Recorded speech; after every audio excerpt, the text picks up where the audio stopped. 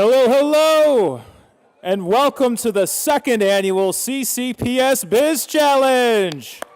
Woo! I'm Jason Stambaugh, founder and CEO of Startup Local, and normally I am the MC for these events here in Carroll County. But this year, in keeping with the mission we have with the CCPS Biz Challenge, we want to continuously get students more involved, not only in presenting their business ideas on stage, but in actually helping to produce the program. Tonight we have food provided by the Career and Technology Center students. Let's give them a round of applause. We had students involved working with the Community Media Center tonight to do the filming and make sure that this event gets aired on Channel 19. Let's give those students a round of applause. And then the student that I'm most pleased to introduce you to tonight is one that he didn't know it at the time, but he was actually auditioning for a role as an MC for tonight.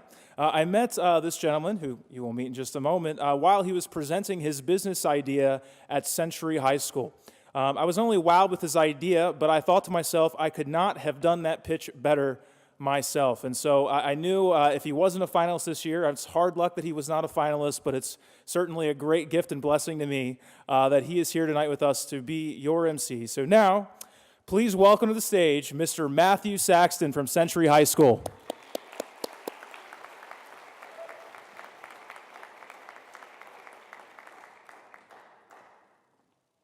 Okay, well, thank you, Mr. Stambaugh. Round of applause for Mr. Stambaugh. Great guy. I certainly look up to him. Okay, so once again, good evening and welcome to the second annual Carroll County Public Schools Business Challenge hosted by the Carroll County Chamber of Commerce. Again, my name is Matthew Saxton, and here in Carroll County, in addition to being a participant in the CCPS Biz Challenge, I am the student representative on the Board of Education and a student at Century High School, as you heard. And it is my absolute privilege and honor to MC this event here tonight. And I want to thank everyone in the audience here for being and giving your time here tonight, because by being here, you're really supporting the next generation of entrepreneurs and innovators here in Carroll County. You know, in high school, we see that a lot of emphasis and awards are given to athletes and those with great academic achievement, but rarely is there emphasis and attention given to those students who want to pursue business or want to be an entrepreneur. And commerce is truly the backbone of every community, especially here in Carroll County. And I can certainly see the future backbone here in some of the presentations that you're going to be watching tonight. So, like I said, I do want to thank Mr. Jason Stambaugh and Startup Local, the Carroll County Chamber of Commerce, our event sponsors who you're going to be meeting a little bit later on tonight, as well as Carroll County Public Schools for all of these individuals and groups' work in putting this event on tonight.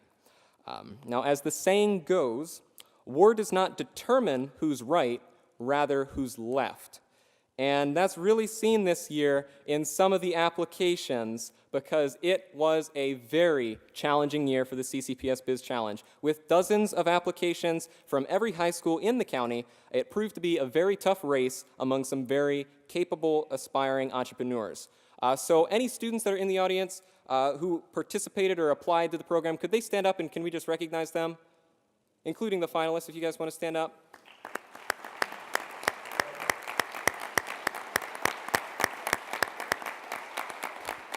You know, as a student, I have applied for many things, ranging from jobs to a competition that offered $120,000. But of everything that I've ever applied for, the most thorough application by far is this competition. So any student who even submitted the application, let alone is here tonight, it's a true accomplishment. And so congratulations to everyone, all 40 applicants this year. So all of the students that are here, our 10 finalists, who you'll meet as they give their pitches this evening, have really given a lot of time, attention, and sacrifice to be here and present their idea, and ultimately to compete to the coveted $5,000 startup scholarship. And so, as I said, you're going to meet them, and they're going to introduce themselves. But can I just give another round of applause for all the students and the finalists here tonight?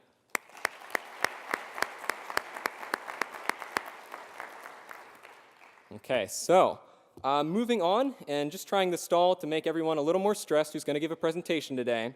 Got to make sure that their nerves are where they need to be. But in order to determine their fate this evening, we do have a lovely panel of judges. We have the owner of the French Twist Cafe in Sykesville, Miss Ellen Taylor. Owner of Trembling Giant Marketing, also in Sykesville, Mr. Rich Austin. Owner of Run More in Westminster, and also the winner of the 2014 Carroll Biz Challenge, Mr. Steve Moore. And finally, President of the Carroll Community College, Dr. James Ball.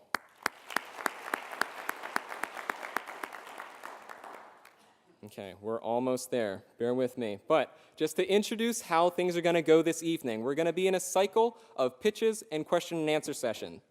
Each finalist will be called to the stage where they will have up to 5 minutes to give a pitch for their business. Following that pitch, each contestant and each finalist will have 2 minutes, up to 2 minutes, where the judges can ask them questions either about their pitch or their business idea. So this cycle will repeat itself for 5 presentations, where we will then take an intermission, followed by 5 more, and 1 more intermission. And it's during that intermission that the judges will deliberate and determine our 2015 Carroll County Public Schools Business Challenge winner. So, has everyone got that? It's a lot of information. We got to process it. But it's my honor to present our first finalist at this time. Our first finalist is Lauren Bishop from Liberty High School. Her business is Damp Out & Company. What's worse than a damp hotel room? Damp Out & Company will satisfy the need for quick, easy drying in hotels and resorts. Dry what you need with amazing speed with Damp Out. Please join me in welcoming Miss Lauren Bishop to the stage. Lauren will have 5 minutes to pitch her business.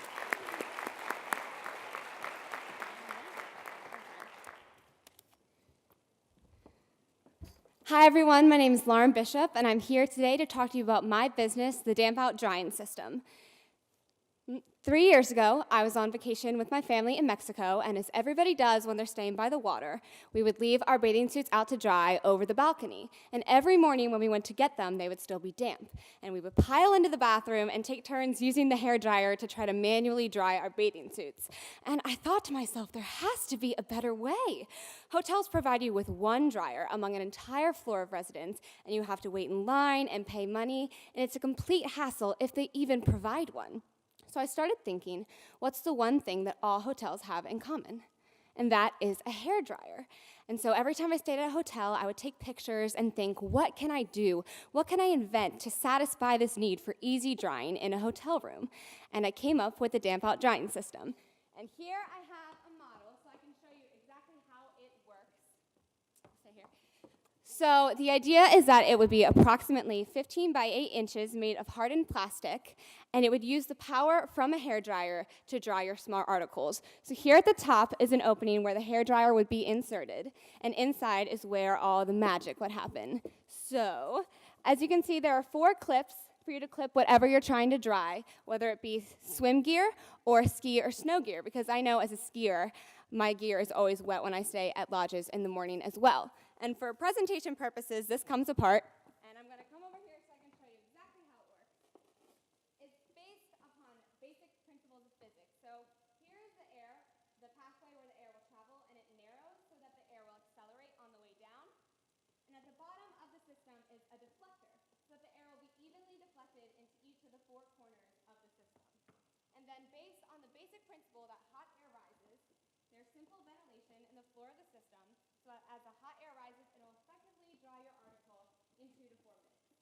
So that's the mechanics behind the idea.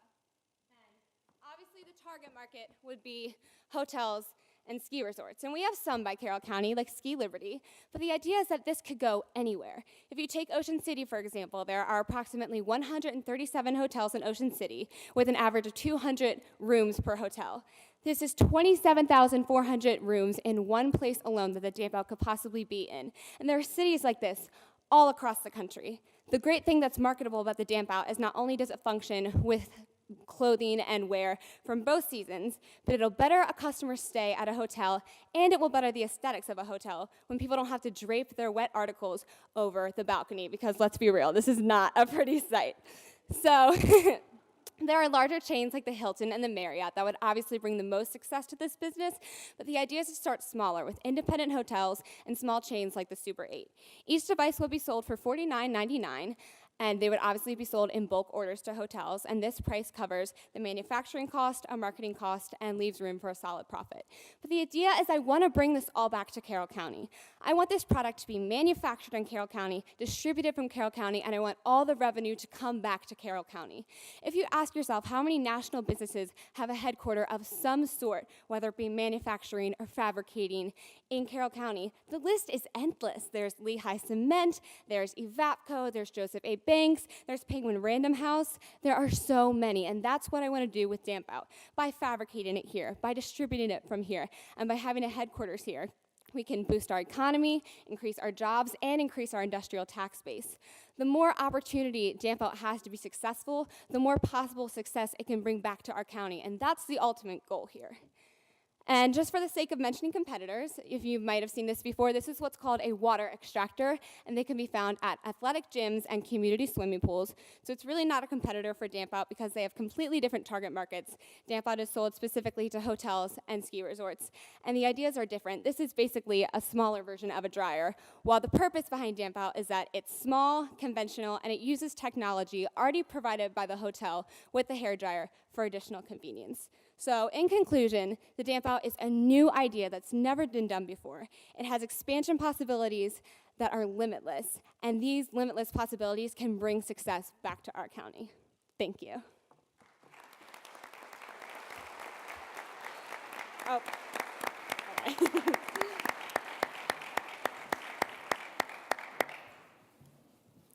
Well, thank you very much. That was extremely insightful.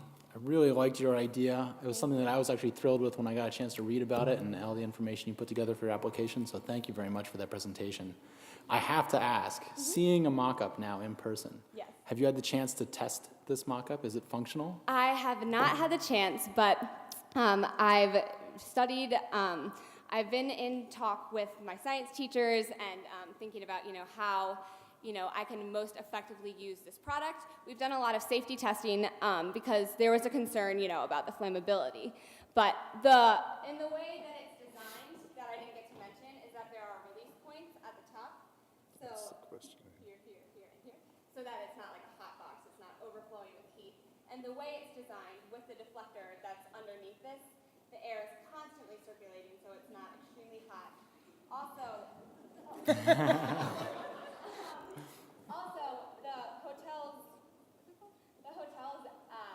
hair dryers that are typically at the hotels, which are Sunbeams, they're approximately 1,000 watts, while hair dryers used at the home are anywhere from 1,875 to 2,000 watts. So they're a lot weaker, and the idea is that it would not be on high, it would be on low, so constant circulation to avoid flammability.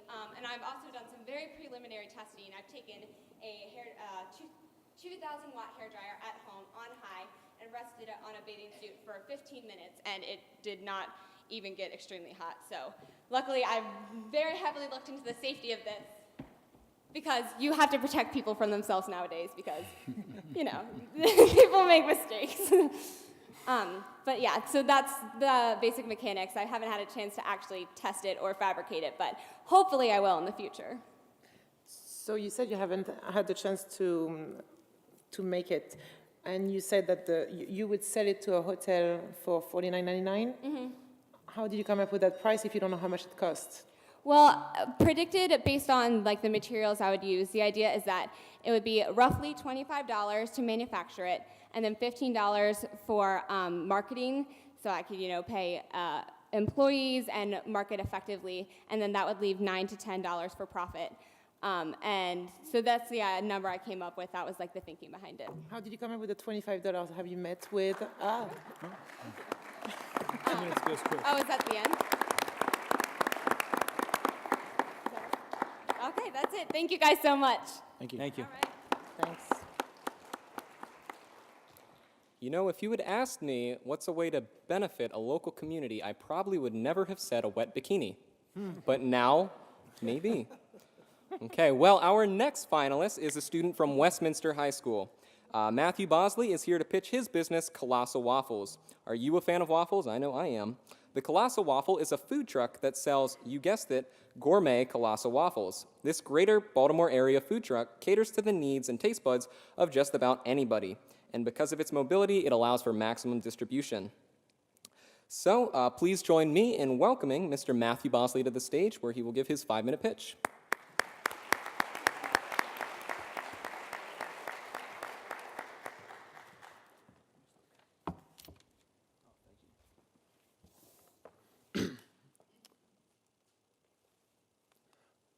My name is Matthew Bosley, and I'm the proud owner of the Colossal Waffle. And before I begin, I would like to say that waffles are not only my passion, but they're also pancakes with abs.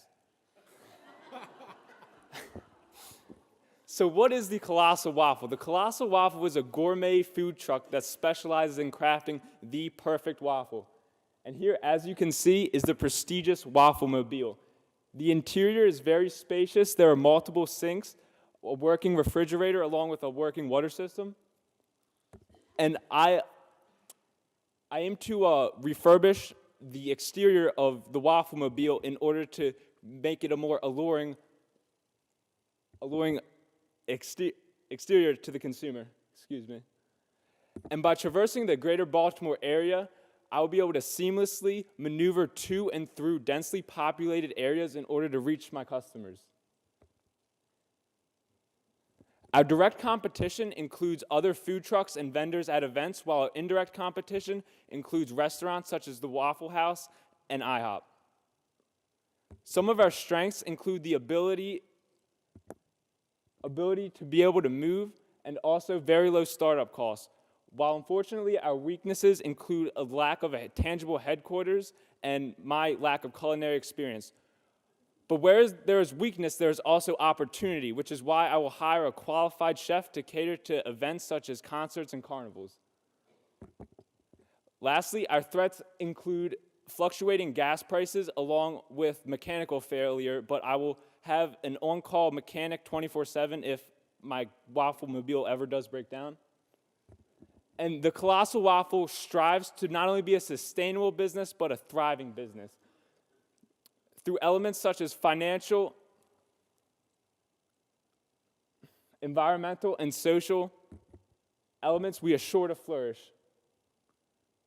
So the food truck craze is a big industry, and there has estimated $804 million in revenue each year. I will be tapping a portion of that amount, and I approximate to average $1,050 per day. And I got that number by every 35 minutes, I have 20 customers at $7 per customer, and that is in a 5-hour day, that is 150 meals, which equates to $1,050. And here's just a financial report that helped me calibrate and calculate my operating expenses. And my operating expenses would range from $44,000 to $67,000, which is vastly lower than a restaurant. And here's just an daily operations of my business, and it encompasses a 10-hour period. And through the use of social media, Twitter, Facebook, and Instagram, we assure to let customers not only know where we are, but also where we are going to be at all times. In order to minimize expenses, including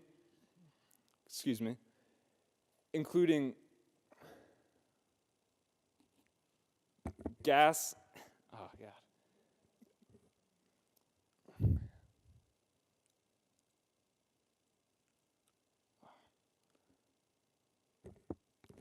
I'm sorry. All right, I'm the owner of the Colossal Waffle, obviously, and my qualifications, I attended the Future Entrepreneurs of America conference at Carroll Community College. I would also hire a logistics manager, a marketing manager, and a financial manager, along with a qualified chef. Not only will I cater to events in the greater Baltimore area, but I will also cater to events specifically in Carroll County. These events include Fall Fest, the Gamber Carnival, and Reese Carnival. In order to become up and running, I will need certain documentation required by the local government, which include current DMV registration and a seller's permit. And here's just a picture of the menu. And on the top left, we have Boz's Chicken and Waffles, and on the top right, we have Mama's Waffles, which is a more healthier option, and that includes granola, yogurt, bananas, And on the bottom left is called the stack, which is more of a generic, and that includes cheese, egg, and bacon. And the bottom right is my personal favorite. That's the waffle s'mores. Oh yeah, it's just delicious. And for my brand expansion, I brought coasters, which will have every single aspect of my business, my Facebook, Instagram, and Twitter. So if you want to follow me and every transaction I make, thank you very much. Oh, sorry.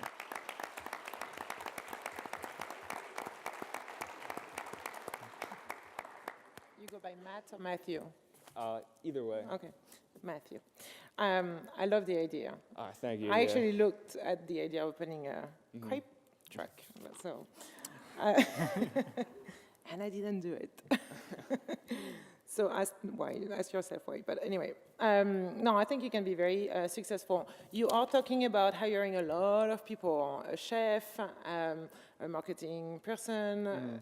What is going to be your job doing this business? My job, I will oversee every aspect of it, and I will work with the chef personally, and he will, because I'm not a culinary genius. You don't have to be a genius to make waffles. Yeah, that's true, but I strive to prepare the best food possible, and I know my weaknesses, and I will use other individuals' strength to make those weaknesses into strengths. And do you want to work in the truck sometimes to see how it is and to see the problem or Yes, what works well? I would love to work in the truck. Customer interaction was paramount to me personally. Good. First off, as a guy who wore running shoes to his Carroll Biz Challenge, I like the tie a lot. I think that looks thank you. really nice. Just two suggestions. I worked in catering for years before I started doing what I'm doing now, and I think it might be advantageous if this is the way you want to go. Learning on your feet in catering is a lot like being on a food truck, is that you're sort of MacGyver on the spot if something breaks down or if something you need to change. So it might not be a bad idea to start as a line cook somewhere, maybe get into catering just to see how you need to think on your feet constantly. And I imagine this type of endeavor of being on the road all the time and things maybe not exactly as they would be in a commissary or a traditional kitchen. So it might be a good starting spot for you. But I think the idea is great. I think your passion's great. All right, thank you. Do you know what the cost of a waffle is to make, just the cost of goods? The cost of goods? Not off the top of my head, but Can I have a guess? very, very minimal. Give me a number. Probably $2. No. Okay. We'll talk later. Matthew, one more question. Have you thought about gluten-free? Gluten-free? Yes, actually, the Mama's waffle, it's a multi-grain. Okay, all right. Thank you.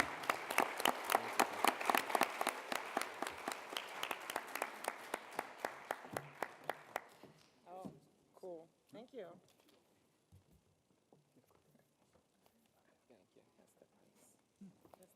Pancakes with abs. That's a good one. Okay, well, it's my pleasure to introduce a sponsor of this event today to call up our next finalist. And so I would like to invite to the mic Ms. Terry Smack of Terry's Tag and Title to introduce our next finalist.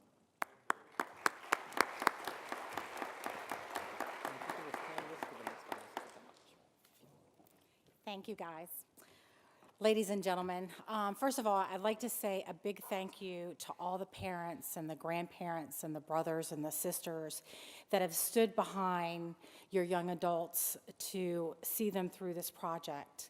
I started my business almost 13 years ago, and I couldn't have done it without my family. So before you leave here tonight, guys, give your mom and dad and your grandparents and your friends a big hug and a kiss and thank them for being here, for supporting you, because it's really important to have that support to help you keep on with your project. And when you think that you're down, they're always the ones there to pick you up. So keep that in mind. I have a motto besides tags in 10 minutes.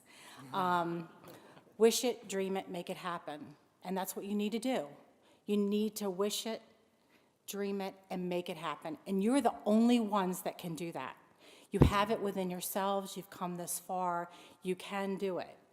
And can't, do not have that in your vocabulary, because it won't work. So with that, I want to introduce our next contestant, or finalist, I should say. is Erica Domkowski. I hope I said that right, from Manchester High School, Manchester Valley High School. Her business is Comfort Buddies. Comfort Buddies is to bring comfort and relief to children who are in the hospital. This toy is designed to help children gain awareness of their condition and their doctor's role. Comfort Buddies will enhance the lives of these children and ease the minds of their parents. Please welcome to the stage Ms. Erica Dombrowski. Erica, you have 5 minutes to give your pitch.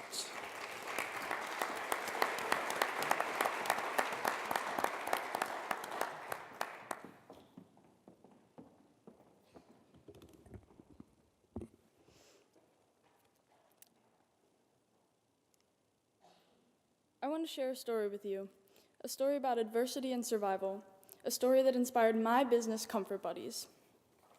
My name is Erica Dubrowski, and this is my niece, Emily.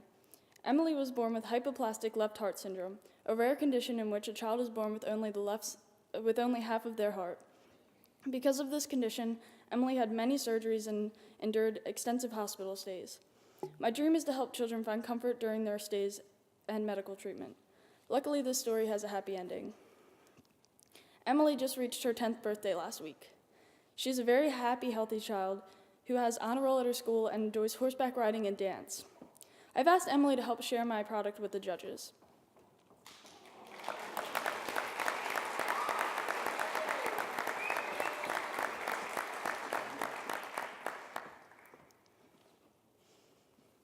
One in 6 patients admitted into the ER each year are pediatric patients.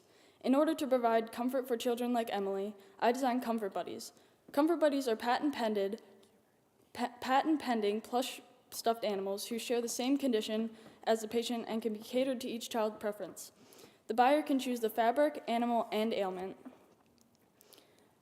I have several samples here today. This big Comfort Buddy was designed in mind of Jake, who goes to Winter's Mill. He was just diagnosed with this big Comfort Buddy was designed for Jake, who was just diagnosed with brain cancer. It has a brain inside of it to represent his condition. And all of the Comfort Buddies have a different ailment.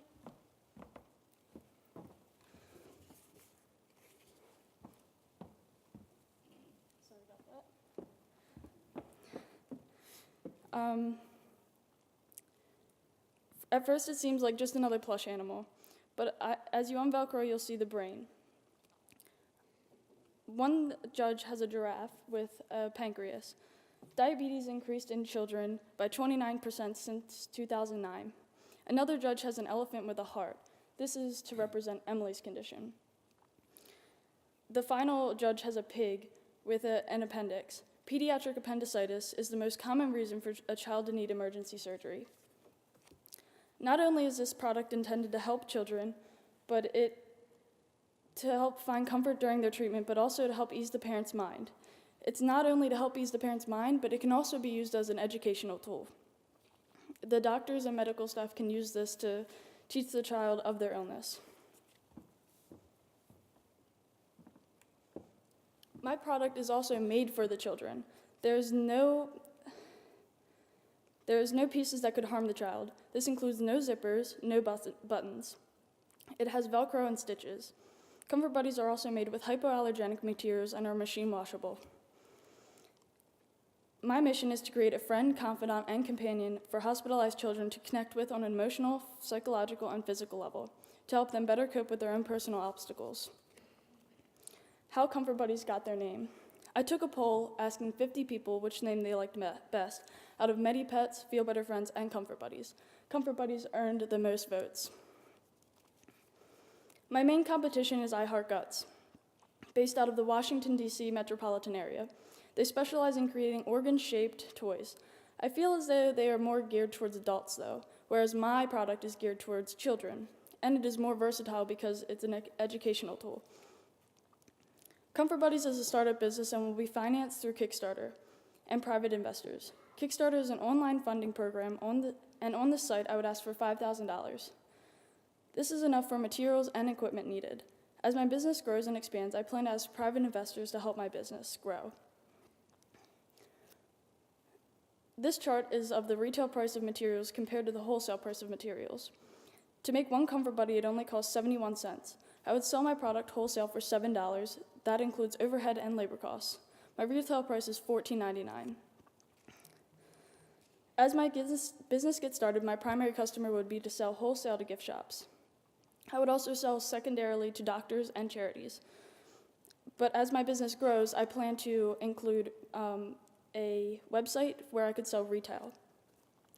During the first 6 months, I will expand locally and beyond Carroll County Hospital.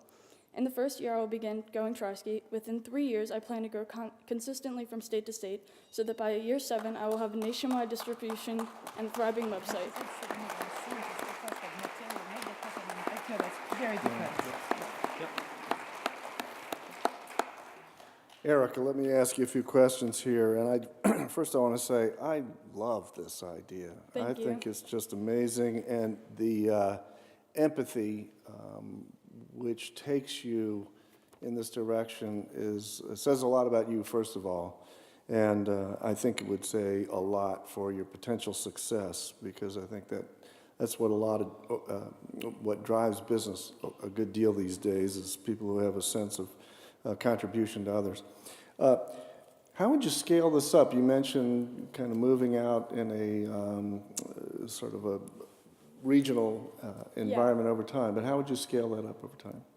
I would just continually expand from gift shop to gift shop, which I had already contacted Carroll County Hospital, and I spoke to the director of the gift shop, and she said that she would love to bring my product into her business. And from the gift shops, I would expect charities and doctors to hopefully buy wholesale from me. And then so that I can get nationwide and even worldwide, I would go to online. Okay, so that I understand, you would create in advance, based on the kinds of conditions and experiences kids might have in the hospital, you would create Yes. for them in advance. And how would you manufacture that? I would manufacture that by, I would get, you can basically fill out an application, and it would tell you which pattern you would want for the product, and you can fill out the ailment, and you can tell me your child's name, and I would personalize it for them. Okay. And would you have people working with you to make these? Yes, eventually I would. You'd have to if you're successful. Yeah. I had planned on getting a manufacturing distribution within the 7 years. Okay, all right, terrific. Thank you. Thank you.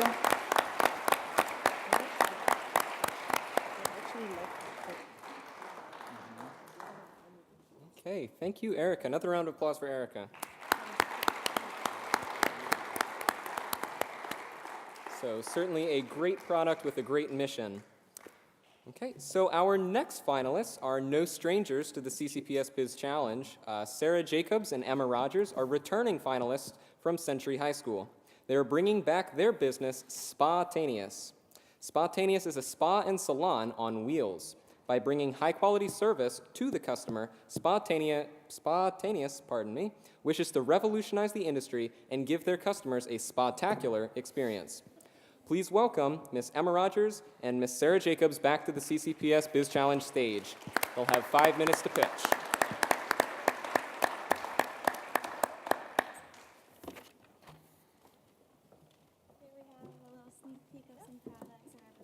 Thank you very much. Thank you. Thanks.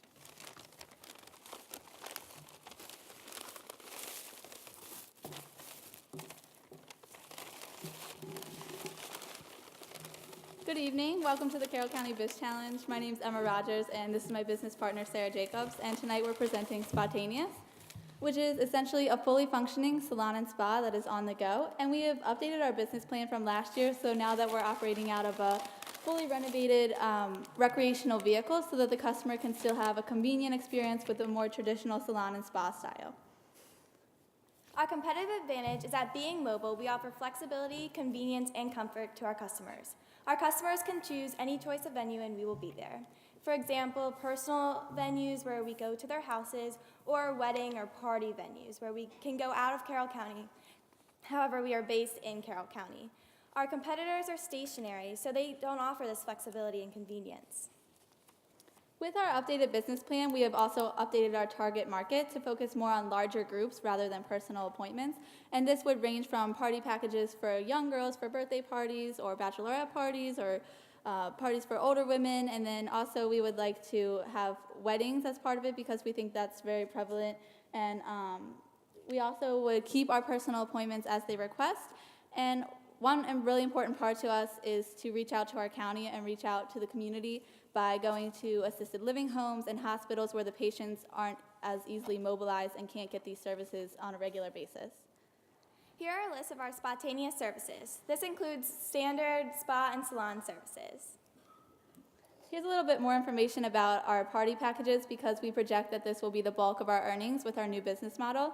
Starting on the left with our party packages, you can choose 3 of the services from the list below, and the pricing would be $850 for 10 participants and $70 extra for each extra participant. And on the right for the wedding packages, we would provide hair and makeup trial for the bride, hair and makeup on the day of the wedding for the bride, and hair and makeup for 5 members of her bridal party on the day of the wedding. And the pricing would be $750 for the bride and 5 participants, and $70 extra for each extra bridesmaid. Here are a list of our spontaneous supplies that help make us successful. This includes our recreational vehicle and other standard supplies like hair cutting utensils and others. As far as our profitability, we would like to set aside $20,000 to start, and we got that number from taking our first 3 months of operation, which would be $14,000 in cash reserves for our salaries, our RV payment, our insurance, gas, and then $6,000 to buy the supplies that we need to make us successful. Oh, hold on. Also, we project that our weekly earnings would be about $1,000 plus tips per week, and by this calculation, it would be about 5 to 7 months, maybe a little longer, to become profitable. Our annual growth rate goal is between 4 to 5%. In the first 2 years of being in services, we would like to build a relationship with caringbridge.org, which is an organization that helps people keep in touch in times of need. This way we can build our customer base as well as their customer base. Also, we would like to expand into more vans to take on our personal experiences as well as more recreational vehicles. Marketing strategies are, we would like to wrap our RV with our logo and information so that we can build a client base while we're on the go. Also, we think that social media is extremely prominent in our society, and it's a great way to keep up with your clients on a day-to-day basis to inform them about deals and things like that. Also, we would like to purchase ad space in local newspapers, as well as sponsoring school and local events, because face-to-face networking is still the most important way to get your business out in the community. Both of our parents are entrepreneurs, so their experiences can help us get on our feet. Emma's father is a graphic designer, so he can help us with brand development and marketing. We would also like to build agreements with products such as hair products and salon products to help build their customer base as well as our customer base also. And we would like to build our background to be especially certified in what we deliver. To benefit our county, we would like to support local suppliers, as Sarah said, wholesale suppliers to get our materials, hopefully someone from our county. Also, within the first 2 years, or within the first couple years of our business operating, we would like to start donating a portion of our annual profits to the Melanoma Research Foundation because we have personal ties to this, and also we want to provide a service that is informative to our customers. And we would like to use products that are healthier for the environment and healthier for our customers, and this would include using paraben-free products. This concludes our presentation. Remember to be spontaneous and feel spectacular.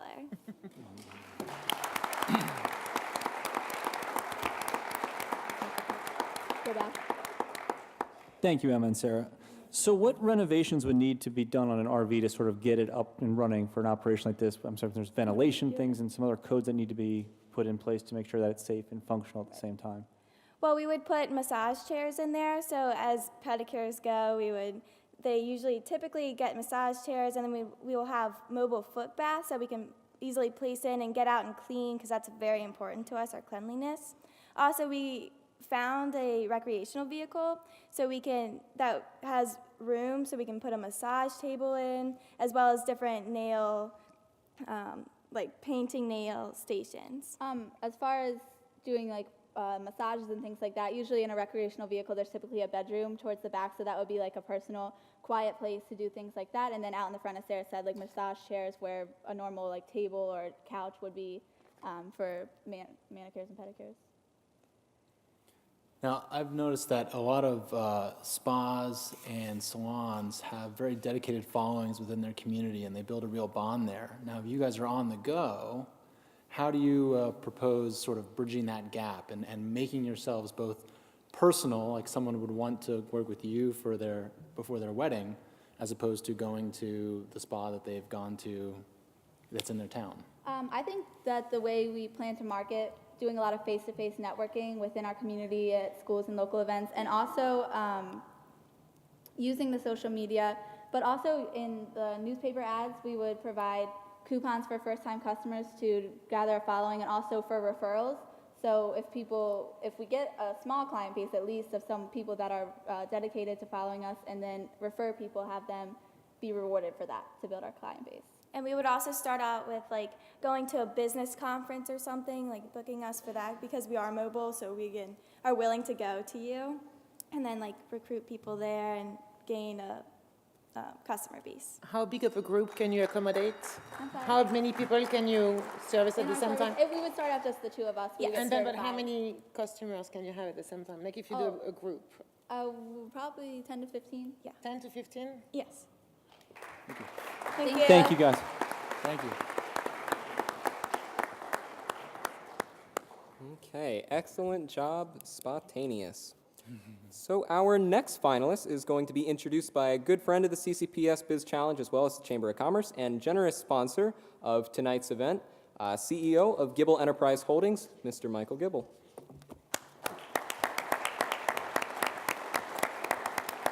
Thank you all, thank you. First and foremost, I would like to thank and congratulate every single student who submitted their business idea to this competition. That in itself is a success.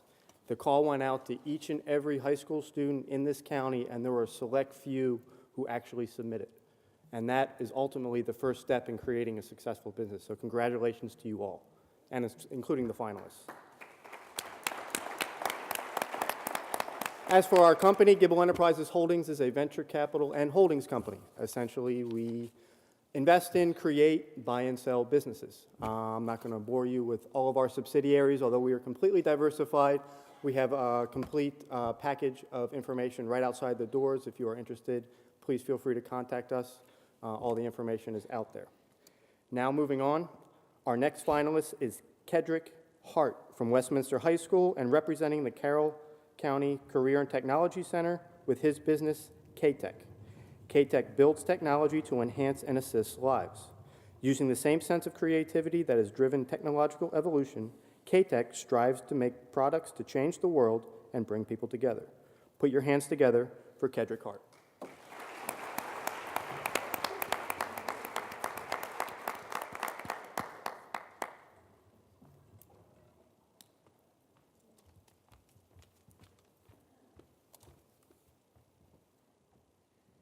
If I use this microphone?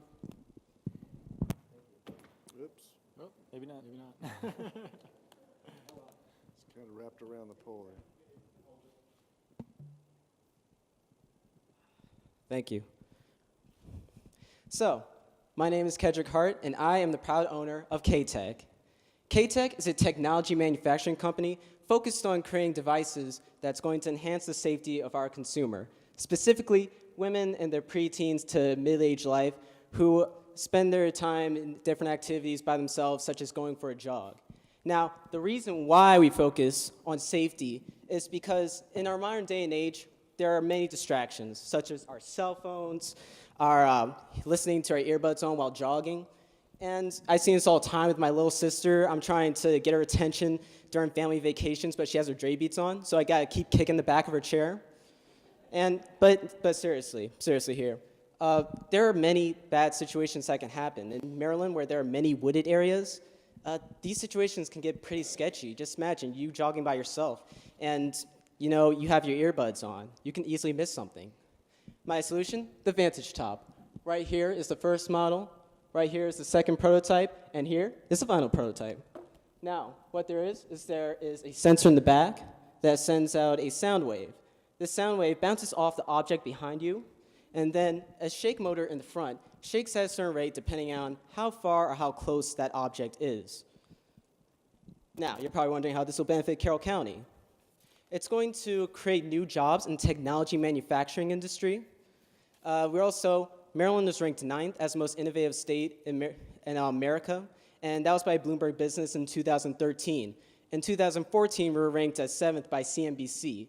And I believe if we were to create a facility here, creating innovative ideas, it'll help Maryland rise through the ranks, with Carroll County being in the lead. And also, it's going to open up new job opportunities for college students just coming out of college looking for a job.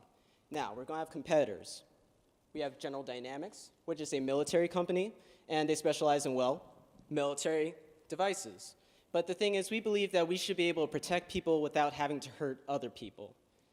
And another one is Ralph Lauren, who made the Smart Shirt. The Smart Shirt pretty much tracks your progress while you're working out, such as your heart rate. But if you were to Google this right now, which I'm pretty sure a few of you are doing in the back with your cell phones on, you would probably see that there are no women advertising it. So it's not really focused on women athletes. Now, for our management team, we have the chief advertisement officer, the chief marketing officer, who's going to make sure that we're in market trends. We have the chief technology officer, who's going to be making sure that we stay using modern day technology that everyone can use. We have the chief financial officer, who's going to make sure that we are using quality products in our production, quality materials, yet they are cost effective. We have the tech support, who's going to help us out if you need people who are going to be effectively able to communicate people through the problem. We have developers, who's going to be the ones actually developing the technology, and we have the chief operations officer at the center of all this, making sure that everyone is communicating effectively and deadlines are being met. Now, our survival plan, we're going to be getting patents. Currently, the patent for the Vantage Top is pending right now. We're also going to partner up with bigger businesses, such as Under Armour, who's creating a new line of fitness wear for women. And the good thing about this, with a big business backing us up, we probably will be able to handle the competition a little easier. And also, we're going to create internship programs for students interested in technology, such as Project Lead the Way program, which I'm a part of. These students will be able to get more in-field experience, and hey, one day they might actually be one of our employees, and that'll help the business live even farther. These are my resources while I was doing research. And also, I just want to end the night with saying thank you for your time.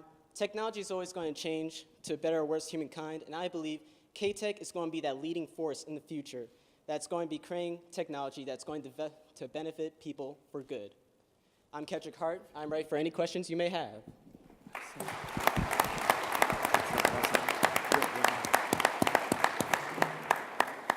Thank you. As a guy who sells running accessories and shoes and stuff, I think the idea is great. Have you figured out cost of goods or retail price or anything on that yet? No, but it cost me $60 to make the first model, and I'm not sure how much I would sell it out to retail it. I probably need to get somebody who's more experienced in business help me out because I'm a tech guy. Now, have you worked out how long the life is on the sensor, or waterproof? Some of those I've been wear actually. testing things? I was thinking about seeing if there are any materials that are going to help the circuits that we can put around them to insulate them and keep them safe from water damage. And also, there's also a zipper in the inside, which you can zip out, take the circuitry out of it, and you'll be able to wash and put in your wash machine safely without having damage and buy a new one. Quick question. Have you thought about, rather than on a specific garment, creating a pack that you could move back and forth between any running gear you're going to use in a given day? Like a Bluetooth? You mean? Like a portable pack. Like you can attach? Yeah. You could detach and use any time you're running. I haven't thought of that, but that sounds like a really good idea. You can cut me in when you're making your millions.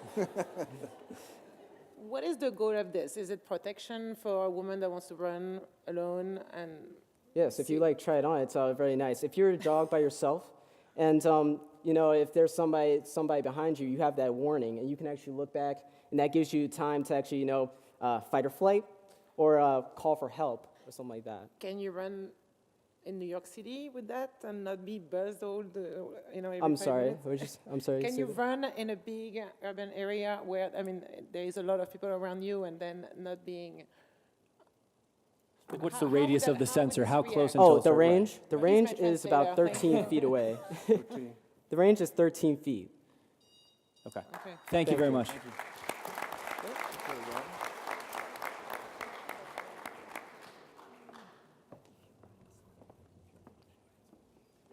Okay.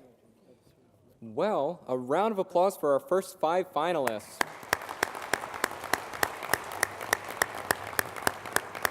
So certainly there is a lot of competition here this evening, 5 fantastic ideas, and we're going to hear 5 more after a brief intermission, so don't go too far. We'll be starting back up in just a few minutes.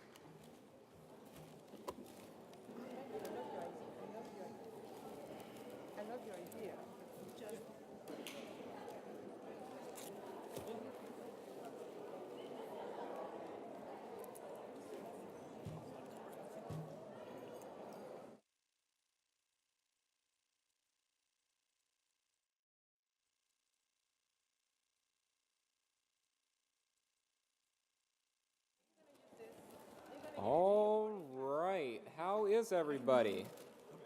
Great. Okay, well, we're just about ready to start Act 2, but before we get into our next set of 5 pitches, I do want to thank 2 very important groups that helped a lot with this evening's event. The first is Penguin Random House, who sponsored our refreshments this evening, so if you enjoyed the refreshments, round of applause for Penguin Random House. They're certainly huge supporters of education, and they mean a lot to us here tonight. And then the other organization that I would like to thank, a huge shout out to the Community Media Center of Carroll County, who's filming us tonight. And so this program will actually be broadcast over local cable channels in the weeks to come. So more information will be out about that as it becomes available. But a round of applause for the Community Media Center.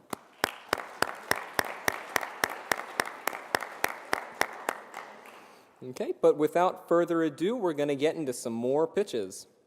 So next up, our finalist from Francis Scott Key High School, Katie Allen, and her product, the Chill Out. Have you ever had to choose between staying warm and staying dry? The Chill Out is a new spin on outdoor wear. Inspired by attending soccer games, the Chill Out wants to beat whatever Maryland weather can throw at you. Please welcome to the stage Miss Katie Allen, and she'll have 5 minutes to give her pitch.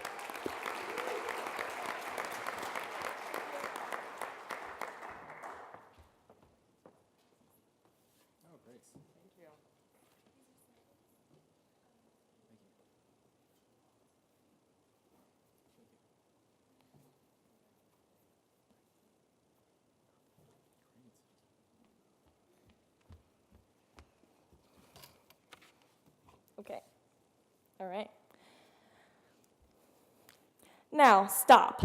Let's think. Who would you rather be? This person or this person? Well, let me introduce to you the Chill Out. Here we go. Hello, my name is Katie Allen. I'm from FSK High School. This is my model, Rita, and I have a product for you. So you might be thinking, what is the Chill Out? So the Chill Out basically is, as you can see, a poncho on the outside and a blanket on the inside. But wait, there's more.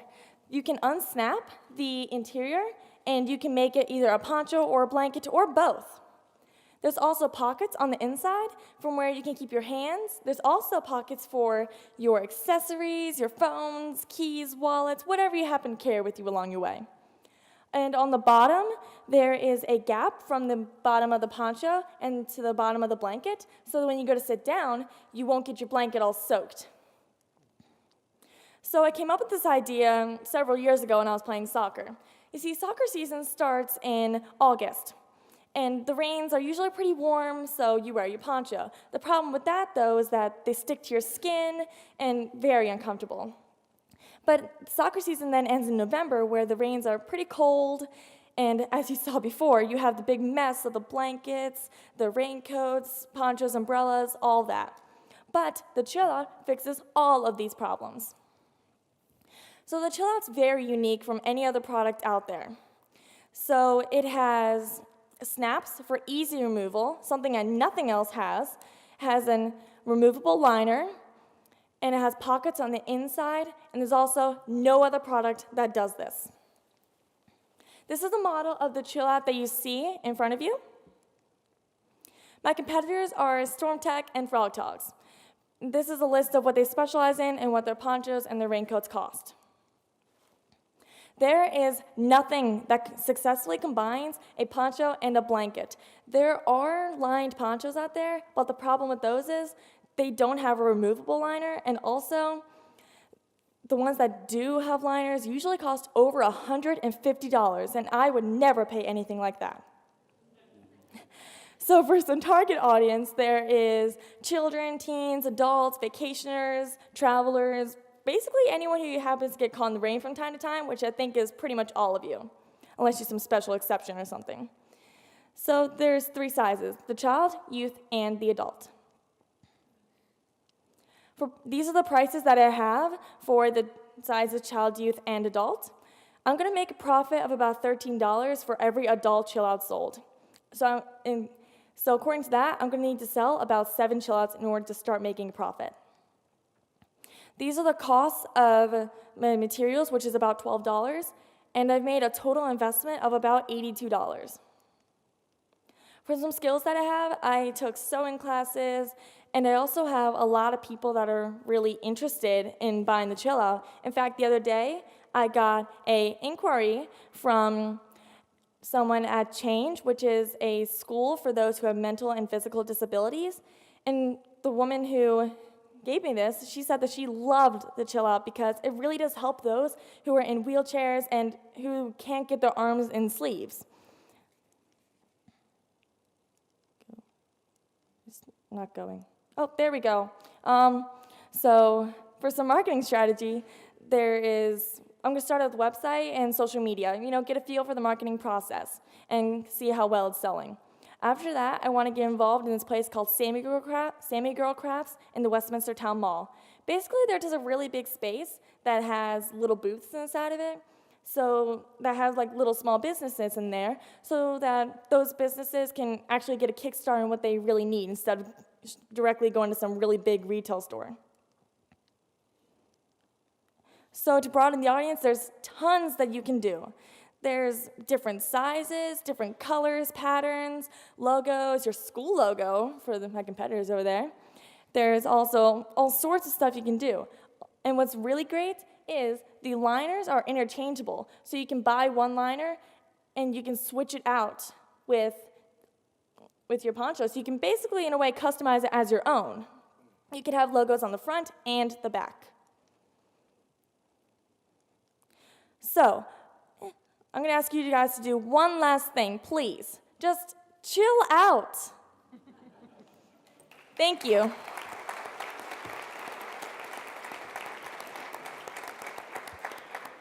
Any questions?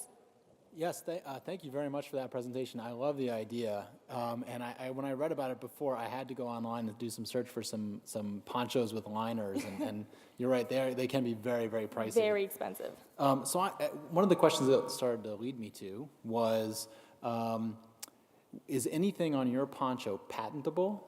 And or are you doing things with having a removable liner poncho that's patented by somebody else? So what I'm planning on doing is, I do not have a patent at the moment, but that is my first plan of action to do, is to get a patent. And I want to patent the snaps of the removable liner, because you can just snap it on and off, and I want to get those snaps patented as soon as I can. Great. How long does it take typically to make one? So I've only made 2 so far, and those 2 are prototypes, and each one, they take about a couple hours, probably 5 hours, I'm going to have to say. So do you have thoughts, therefore, about manufacturing? So what I'm planning on doing, because so far me and my family are just making these right now, but once it starts to get once it sells better, then I'm planning on having other people who know how to sew and basically make sort of an assembly line. So those who can sew in the pockets, those who can make the interiors, and so on. Okay. Have you explored any outside manufacturing opportunities, maybe outside the U.S. or other opportunities? I've not explored that yet, but if it becomes a really big sensation to where local helpers cannot make it fast enough, then I would probably go out of the U.S., probably places like China and stuff like that, so that I can actually keep up with costs and orders. Right now, it's a one-product company. Do you have any other ideas that could add to your companies? Or are you just focusing on the poncho right now? So right now, I am just focusing on the chill out. That is my main priority. I'm going to focus on that. And then once it starts getting all settled and everything, then I'm going to start to expand. Thank you. Thank you. Thank you so much.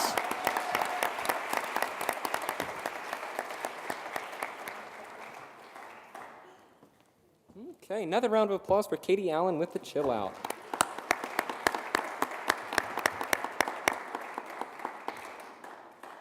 Okay, so our next finalist is Angela Himmelberg from South Carroll High School. Her business is Brace Yourself. Brace Yourself creates and sells customizable medical hardware. Born out of the need to stay fashionable even while injured, Brace Yourself enables clients to select style options to fit their tastes. Brace Yourself hopes to calm the nerves associated with medical devices and boost self-confidence. Please join me in welcoming to the stage Miss Angela Himmelberg for her business, Brace Yourself.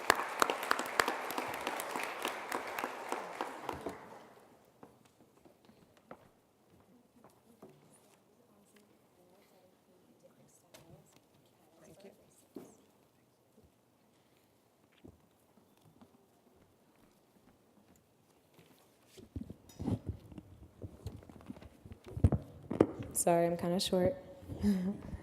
Okay. Hello, my name is Angela Himmelberg, and my company is called Brace Yourself. Brace Yourself is a company that creates and sells customizable medical hardware in order to have those with either permanent or temporary disabilities become more comfortable and add a personal touch to the required medical hardware. My business plan. First, we would need to get certification.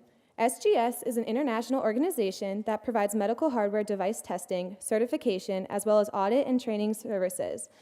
This can help Brace Yourself by navigating the complexities of the international medical device regulations and bring our product quickly to market while ensuring compliances with the required regulations and standards.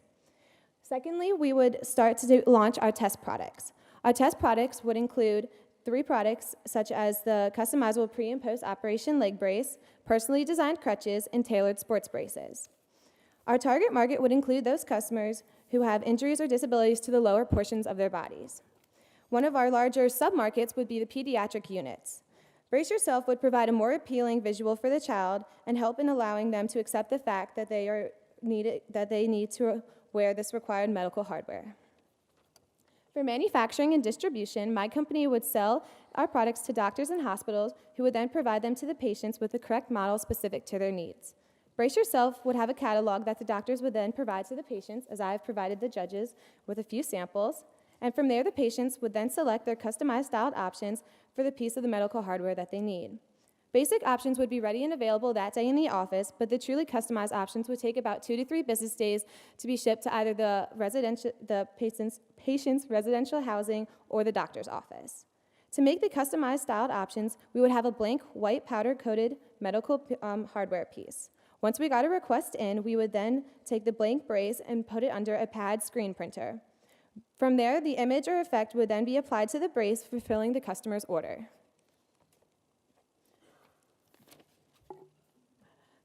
Some personal background about myself is I thought of the idea for Brace Yourself after I personally tore my ACL, MCL, and meniscus. I also have a huge education in the business field as I'm currently a South Carroll student, but I commute to Century High School in order to take advanced business marketing and advanced business management classes. I'm also a graduate from the Carroll County Career and Technology Center for the Fashion and Textiles program. This summer, I'm also very blessed by having the amazing opportunity to have a business shadowing program with Under Armour. And in the fall of 2015, I will be attending the Pace University's Lubin School of Business and majoring in either business management or business marketing. Some more company info.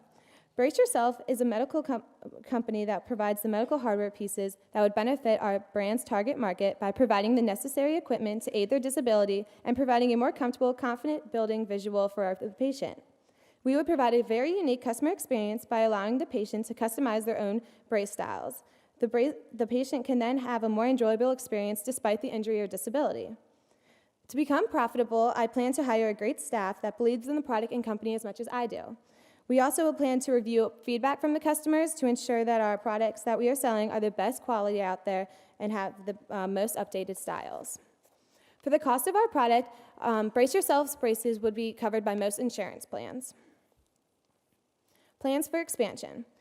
We would start to enlist the support of licensed medical personnel and facilities. To acquire the new customers, I would start to market and speak with doctors about enlisting their support for our company and providing them, to enlist their support of our company and request them to carry our products in their offices or hospitals. We would also have a huge social media campaign, as this is very predominant in our generation. Once we start to become more profitable and have several testings and create brand awareness, we would then start to introduce more medical hardware pieces such as wrist, neck, and back braces. We would then try to partnership with a large international sports company such as Under Armour.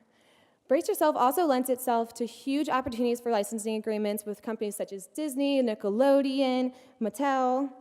And then because of our brand loyalty with the pediatric unit, as the child grows and requires more braces, we could also grow with them and provide them with the medical equipment that is necessary for their injury or disability.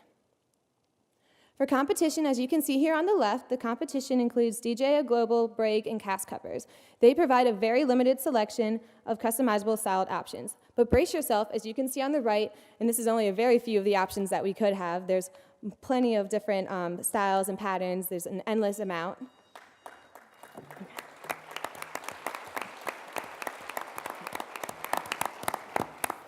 Angela, thank you very much. That's extremely thorough. You did a very good job there. I appreciate that. Thank you. I did have a question around the braces themselves. Are you proposing to manufacture these braces, or would this be aftermarket enhancements? Well, what we would do is we would get the blank braces that would be, they would be white, powdered, blank-coated medical hardware pieces that we would get from a distributor. And then from there, we would do the printing and the digital screen printing onto the brace to provide the patterns, the different effects, and such as rhinestoning, camouflage, and all that. So we would do more of the printing, but once we become more profitable, we could buy out the companies that we are buying the braces from and then create a larger company and Brace Yourself. Gotcha. Thank you. Question for you in terms of the printing and so on. Have you thought about also creating kits that people could decorate their own? I have not thought about that more because, as you can see here for myself, this is a little bit of a DIY project. But for Brace Yourself, we want to really make it very durable also, and then something that just looks more professional. So we would do more of the printing home-based by ourselves, but we would also obviously provide the various styles so the patient could have more of the DIY effect by picking the exact style that they want. We even have the upload your own image option that you can then put on the brace or crutches. So, yes. If I could jump in real quick, I'm sorry. You had mentioned before about insurance carriers picking up part of the cost. Would that extend to the enhancements you're making to the pieces, or would they just be covering the cost of the braces? They would be covering the cost of the brace as the whole. And most company or insurance companies now do provide that. But something also that Brace Yourself would want to do is I want to start a reuse and recycle program throughout Brace Yourself, which would then be as the patient either grows out of a brace or is done using it, they would provide or donate back to Brace Yourself, which then we could either use to refurbish it or reuse products, which then we can provide to a patient who may not necessarily have the financial need or insurance coverage. So that's something that we also have for our community help.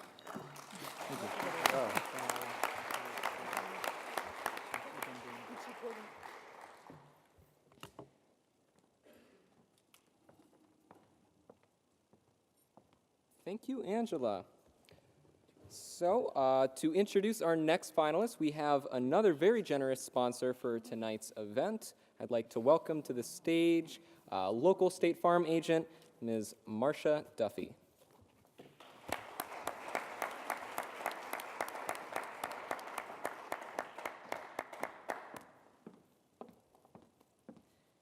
Thank you very much for having me here. And I'm just going to repeat what our other sponsors have said, but truly, go home, thank your parents, thank your teachers, just thank anybody who has given you the self-confidence to find your passion and take that step. It's not easy being an entrepreneur. It's easier to be a follower. It's harder to be a leader.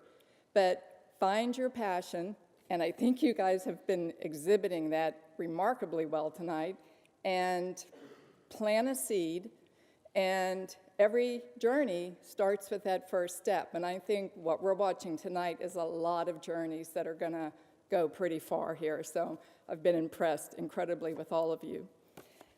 Our next finalist is Chintan Johnny from Winters Mill High School. His company is called Shop Nav. Have you ever been lost in a store or unable to find what you need? If only you had a GPS for those times. Well, now you do. Shop Nav is a navigation system for inside the store. Shop Nav will be your new shopping buddy when you want an easy way to find and buy the items that you need. I think my husband must have called you and had you create this, because I can't tell you how many times I've come out of the mall and my husband said, "Did you get lost?" Please welcome Mr. Chintan Johnny to the stage. Chintan, you will have 5 minutes to pitch Shop Nav.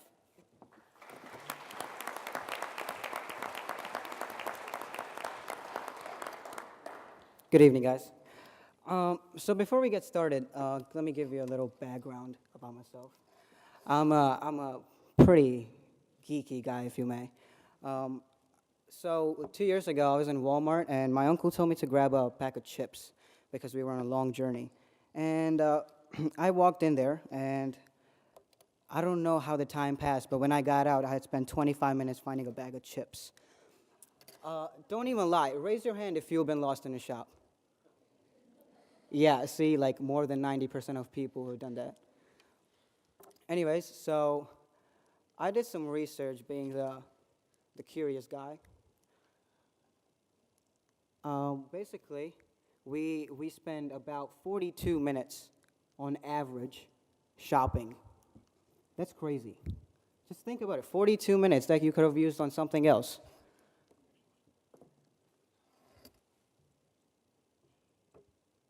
All right, so that 42 minutes you could have used on something else, and I realized here's shopping and here's convenience, and there's way big gap between those two. And I've decided to fill that gap with ShopNav. So let me tell you about ShopNav a bit real quick. ShopNav is an application that you can use when you're inside the store. Let's say you're driving by a store, and let's say you have a 10 or maybe one item shopping list on your phone. The ShopNav will recognize the shopping list, and it will tell you, "Hey, Shannon, you're close by the store. Would you mind grabbing some items from your shopping list?" And so it's not a distraction. I'll put two small buttons on top where you can select yes, and it will open the ShopNav app by itself.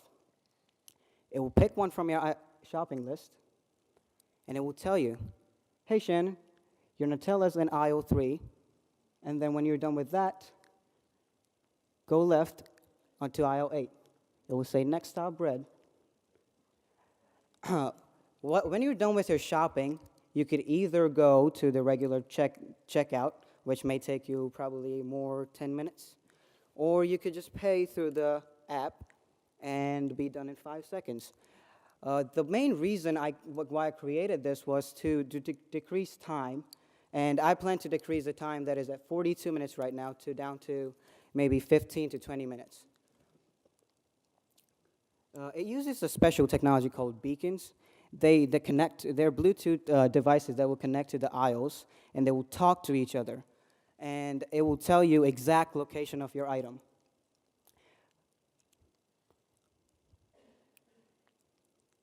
So here's our competition. Let's look at it. Yeah, you see the reviews over there? They've got like 1 star. 1 star. So that kind of helped me through learning the mistakes and improving the product.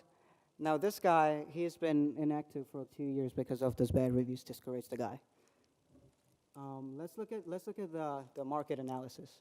Last year, America itself spent $7.9 trillion in shopping. Just think about that, $1 trillion. 2014, 11.2. 2015, maybe over $13 trillion.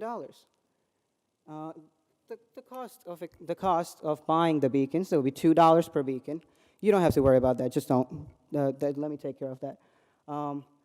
The beacons are $2, and the software development maybe take $40,000.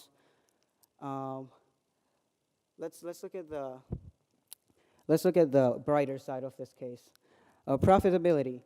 We'd be making about $2 million if we get into Target. Let's say we have plans the store can buy 20 beacons or 500 beacons. There will be $5,000, and they can. Let's say Target has 2,000 stores, something. They buy our plan with $2,000 or $1,000. That would increase our profit to $2 million in one try. And Target's not the only shop you go to, is it?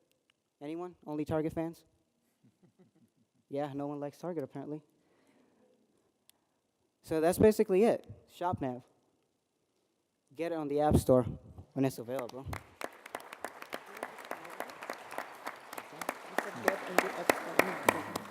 Shintan, let me ask you a few questions. Sure. I think this is a terrific idea, and as somebody who shares a dispassion for being in a store, I'd love to have an app of that type. My question is about the database. Mm-hmm. So the databases are going to be owned by the companies like Target. No, the database is when a store buys our item, they will get a POS kind of system that they can administer the whole map through. And stores changes their whole maps every now and then. They change aisles and products. Yeah. So basically, the easy way of them managing the system would be they can just rename the aisle, and the app would know that the aisle's been renamed, and it will be easier for them to manage it than the whole company managing every single store. Okay, so you're going to license or sell that Sell it, yes. software basically to them, Mm-hmm. Yes. and or license their ability to bring it up to the customer through your app. Right. Okay. And you're costing that at roughly $2,000 for the. $2,000 would get them the administrative software that I'm talking about, the beacons, and free advertisements. I mean, new technology, people will go for it, right? Okay, and how did you come up with that figure, 2,000? 2,000. That will be, let's say they want 40 or 500 at most. No store has more than 500 aisles, unless you go to IKEA maybe. I don't know. But no store has more than 400 aisles, and they will get that. It will cost us $800 to get them, and we will sell them with the software. The software cost, the development cost that would be included in that. That would increase our profit to about $1,000. Okay, all right. I know you have questions. Any other questions? Yeah. So as a guy who has a retail store, I want people to come in and sort of walk around and shop. How are you going to combat when somebody says, well, I don't want people to find something right away. I want them to sort of wander aimlessly, because then they're going to pick up a lot of other ancillary items that they might not have had on their mind when they walked in the store. Mm-hmm. Well, I mean, you would think as a retail guy you want people to.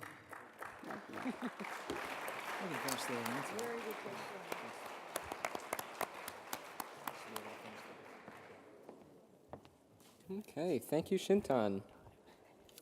So our next finalist is Mia Romeo, another student from Westminster High School, and is the CCPS Biz Challenge Advisory Board pick for the year. And today she's bringing us her business, Sapor de Tapas. Sapor de Tapas is an upscale seafood restaurant to be right here in Carroll County. By only using fresh seafood and local ingredients, Sapor de Tapas promises to give every customer a unique, elegant dining experience. Please welcome to the stage Miss Mia Romeo. She will have 5 minutes to pitch Sapor de Tapas.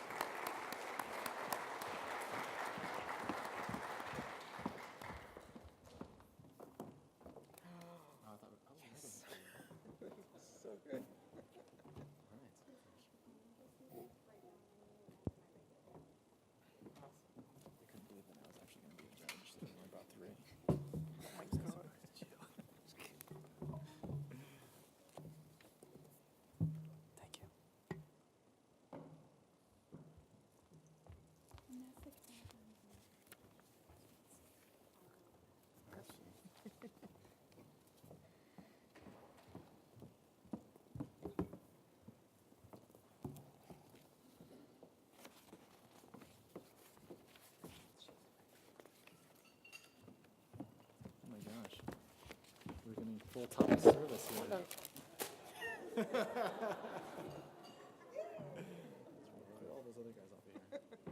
I'm available to judge next year as well. Thank you. That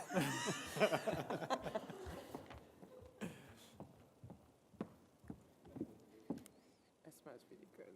It does smell really good.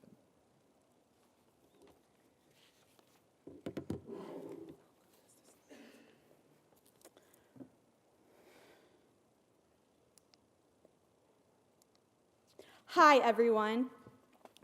In Carroll County, where can you go where you can try multiple different types of seafood dishes in one sitting without breaking your bank? You can't. There's no place. Hi, I'm Mia Romeo, and let me tell you about Sapor de Tapas. So sapor is an Italian word that means flavor, and that's the combination of taste and smell. Tapas means small plated dishes. Unfortunately, after serving customers here in Carroll County for more than 20 years, Parks Landing closed this past winter, leaving a void of customers who just want to sit down and enjoy a fresh seafood meal. To fill this void, Sapor de Tapas will be open as a primarily seafood-based restaurant that specializes in fresh seafood, as well from Maryland as well as around the world. And it's never farm-raised, so the seafood is very fresh. A wide variety of different types of seafood will be offered. And for our non-seafood lovers, don't worry, there are items on our menu that will satisfy your needs, so everyone can enjoy what Sapor de Tapas has to offer. We will also be open as an LLC for tax purposes and personal liability reasons. So, because Carroll County has never seen a tapas restaurant before, let me just tell you more about it. Tapas is smaller portioned, and you don't get as many sides as a regular entree does. But also, you can get 3 tapas for the price of 1 entree. They're great with sharing with friends, or if you're going through the menu and you just can't decide between 2, it's not a problem. Our target market are people that live in Carroll County, as well as the local businesses, Kenora Break, English American, and Random House. We want them to bring their business to us, if that's taking clients out or rewarding employees after a great quarter. Now, we're going to have a secondary market, and those are the people from the surrounding counties. We go out to Baltimore or Frederick for a great meal, but why not come to Carroll County? That's why we will be focusing on Howard, Montgomery, Frederick, and Baltimore.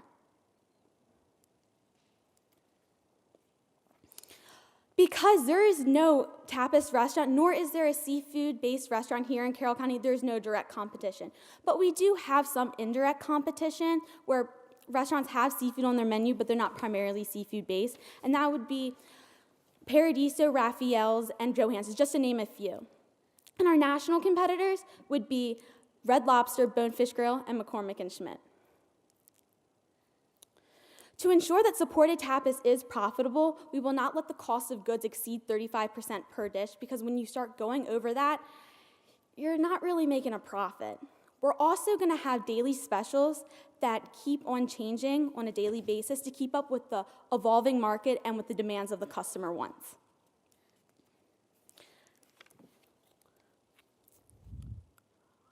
This is one of our menu items, a star dish.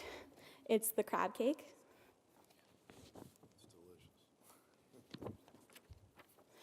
As a daughter of an entrepreneur here in Carroll County, I have been exposed to what it takes to not only open a successful restaurant, but to sustain it for multiple years. I've also worked in the food industry for 4 years in multiple positions, and this has given me the necessary skills and abilities to not only deal with customers, but food suppliers and staff members as well. I've also created long-lasting relationships with local businesses here in Carroll County.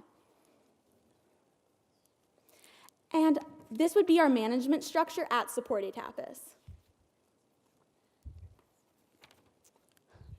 So the state of Maryland requires the following 4 licenses and permits to open a restaurant, as well as the 2 additional ones that Carroll County requires. So a big thing that Supported Tapas is about is a Carroll County grown certification for restaurants. This will show customers that we utilize fresh, locally grown ingredients, and this will help support the local farmers here in Carroll County, as well as the local economy. And that's what the sticker would look like we would have in front of our restaurant. I believe after doing my financial projections that by year 4, I'll start making a profit. I believe that Supported Tapas will help people in the community have jobs, give a place for local businesses to take clients out or reward employees, give a place for local farmers to sell their produce and attract revenue from surrounding counties. Supported Tapas hopes to create a fine dining seafood experience where people will travel near and far to encounter. Thank you.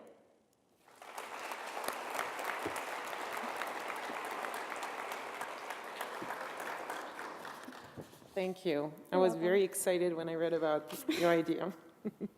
I hope you make it.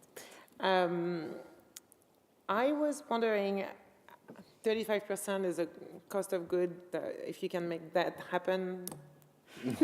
And no, I think it varies from a dish to another. And my question is, if you want to use local farmers, their prices are going to vary because their production is much smaller. And also when you use seafood, it's usually market price. So are your price on the menu going to be the same throughout the year, or are they going to change following the price market? Actually, I've done my research on different companies here in Maryland as well, and I've averaged the price of those, and that's how I got the menu. Okay. So you were extremely thorough here, which is fantastic, which of course means that I'm going to ask you questions about your very thorough financial statements here. I noticed in the month-over-month for your 12-month timeline that all your costs are flat. Did you take into consideration seasonal changes in how people go to restaurants as well as the impact on your inventory? Yes, well, projected, I've only taken accounting once, so I wasn't sure, but it would be definitely a 5% increase, hopefully, from each month. Do you think that there would be months where people aren't don't Oh, go to definitely. There restaurants will as much? definitely be months around the year that people will be going out more, but that will be, I guess, when the months that are not that busy will make up for the busy months. Are you going to sort of work your model around sort of availability? I know there was just that study that came out on MSN that I think 17% of crab cakes that are calling themselves Maryland crab cakes have no Maryland crab cake, crab meat in it. Oh, these will be Maryland crab cakes. Okay. Are you planning to go to, I can't say the word, culinary school? Yeah. Actually, my dad has never went to culinary school, and he's a chef, so, I don't necessarily think that's a requirement. I agree with you. I was just curious to know if you were going, I might go with you. Thank you. Thank you.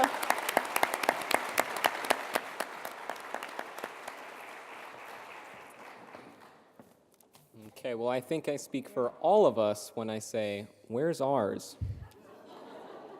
But I guess we'll forgive it this time, and instead introduce our final sponsor of the evening from McDaniel College. And to announce our final presentation of the evening, I invite Miss Julia Jaskin to the stage.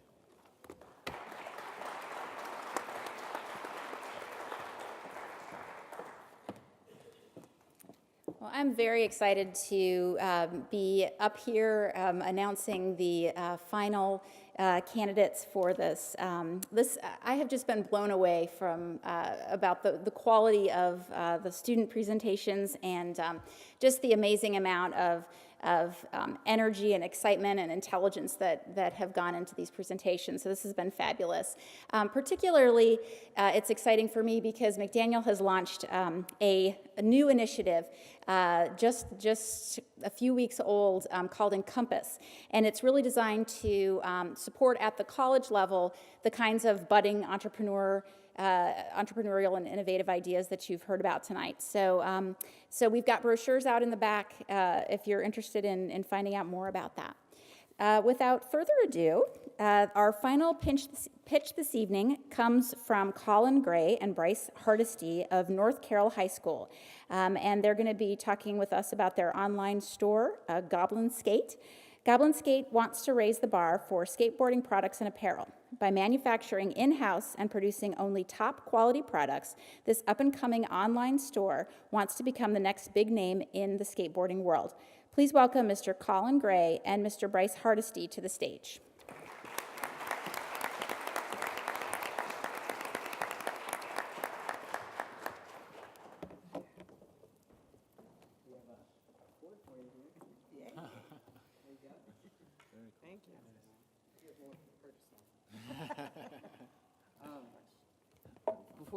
Before we start, anyone who has a smartphone, please get it out, ready to look up our website. That'll be up here. It's goblinskate.com for anyone who wants to punch it in right now. I'm Colin Gray. I'm Bryce Hardesty. And we are Goblin Skate. Our website is goblinskate.com, as we said. We made and make and manufacture skateboards, primarily sold online. Approximately 10 million people label themselves as skateboarders. And every day, millions of dollars comes in skateboarding. And in 2013, $4.8 billion were made in skateboarding.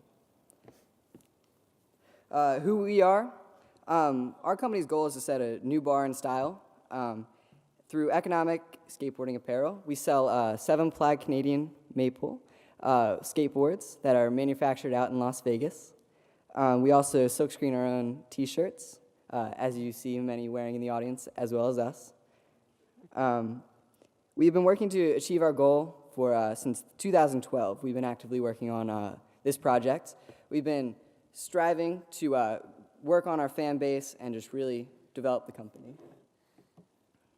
Service and products. We service skateboards currently and t-shirts and stickers. We would like to expand and give the people urethane wheels, trucks, and hardware, grip tape, anything in skateboarding. Our pricing, right now we manufacture boards at $18.96 per board, and we resell those from anywhere from $30 to $45. Tonight we're having a sale, $5 off, so it's $30. And our website's not the only place you can find our boards. If you go down to Baltimore Charm City Skateboard Park, they have a great store, great people running the place, and they carry some of our boards. This is our website, or our store at the moment. We sell 2 items, our t-shirts and our skateboards. We would really like to give back. Our shop's mission is to provide a safe haven, not to just skateboarders, but to everyone who needs guidance. One of the social stigmas with skateboarding is that we are the bad kids, or we the people who can't become business people or aren't accepted in the community, like we're the punks, so to speak. And we're looking to erase that image and show that we can be a positive part in the community and provide a safe haven to all kids. And one of the things that we take pride in is our resistance to drugs. We want to provide awareness about drug abuse and shy away from it. This is a map of all the skate parks in Maryland, and we thought it'd be a great idea to start Goblin Skate because there's such a lack of skate shops in Maryland, and the only place people have been going to get stuff is through friends, and we want to be a store. Yeah, there's a huge market for skateboarders because there's no direct spot for them. If you see our competitors, we have like Pit Crew, Charm City Skate, and Fishbone. All of these are almost an hour away. We're looking to tap into the market of Carroll County that no skateboarders have availability to boards or t-shirts or things like that. And yeah. Yeah, we deleted that. One thing that I do want to make known is we have a feature film coming out at the end of the summer to help advertise. It's a compilation of skateboarders locally in Maryland that really wants to bring back skateboarding to the East Coast. One of the things that the skateboarding industry is different with is we're not competitors, we're friends. We're all looking to up the sport.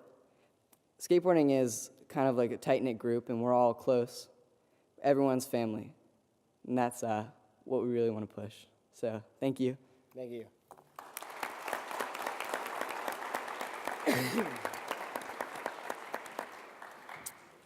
Thanks. I have a question. So they're manufactured in Las Vegas, and you're doing it online. So is it coming to you, and then you're reshipping it back out? And if so, did you factor in the freight cost from Vegas to you? Yes, sir.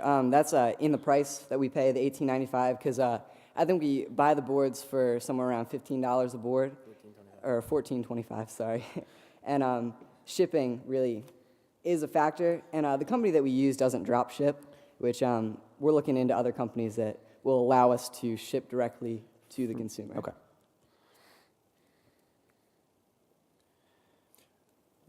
You're marketing purposely through your website Yes, sir. and through local word, I guess. Are you getting much national attention or outside the region? Right now, we are slowly gaining followers on social networks and through our website and things of that nature, along with now that we have boards in actual skate shops in Baltimore, we're starting to get a little bit more traffic to our website and more sales.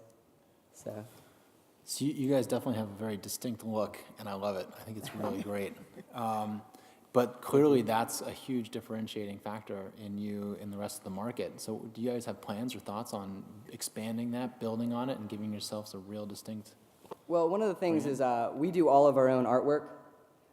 We like our art style. For right now, we're doing all of our artwork. Our next board, we actually got a professional artist to come in. But that's what's setting us apart is, hey, that's a cool t-shirt. I want to go out and purchase that, and I like this company. I like what they value. I like what they are, and I'm going to support them. That's one of the things that we're really pushing is people coming back, getting that first-time customer that's going to constantly check our website and say, hey, I'm going to buy their new t-shirt because I like the company and I like their designs.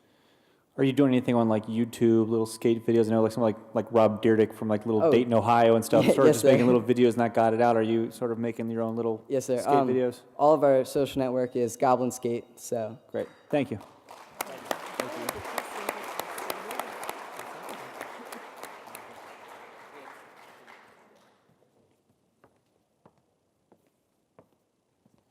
Okay. So that concludes all of our pitches. So a round of applause for all 10 of our finalists.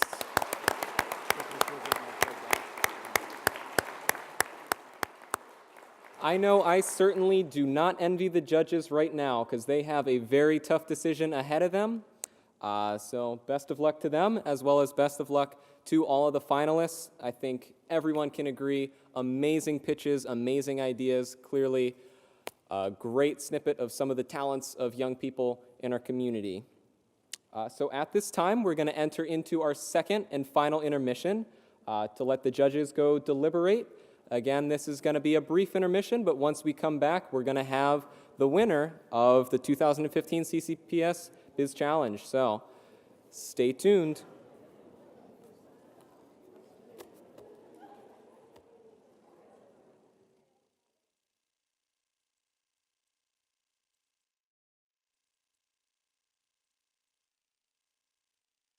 We're going to go ahead and bring it back together. So, is everyone feeling the suspense?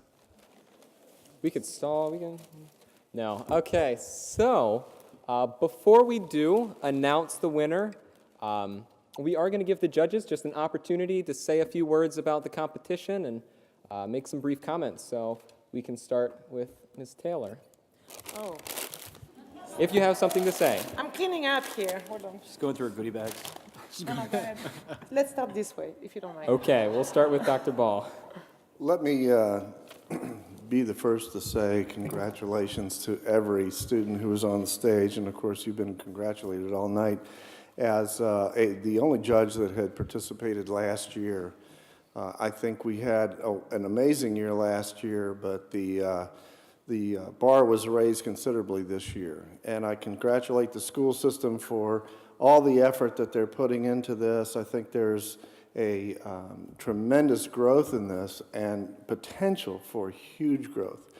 I would also like to say, this is sort of a pet thing of mine right now, is that for the students that participated in this process, you are developing a skill set that's going to be needed in the coming decades.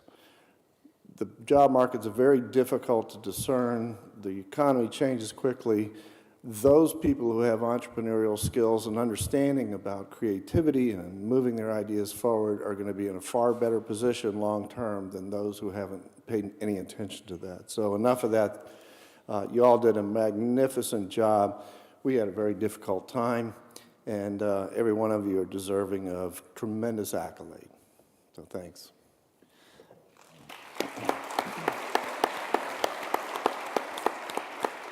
Yeah, just briefly want to say thanks for letting me be here. When I won the challenge last November, it was one of the most amazing experiences of my life, and I still to this day have people coming to my store, and that's how they found us, was winning this. Just the exposure from this, and such a great project they put together. And I'm still, when I was going through these applications, I was stunned at the maturity and just the brains behind this. And I'm thinking, when I was that age, I was making mixed tapes for my car, and these kids are coming up with great, amazing ideas that are going to hopefully go out and change the world. And it was a pleasure being up here. And you guys did a great job, all of you.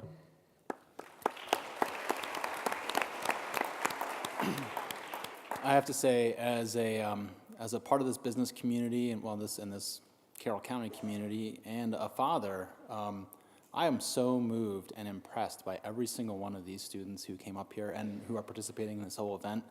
It just it gets me, right there. And I just can't explain how excited I am for all of you, because even regardless of whether or not you win, what everyone has put into this is awe-inspiring, and it gives me so much hope and so much excitement for the future. And so thank you for doing that. Thank you.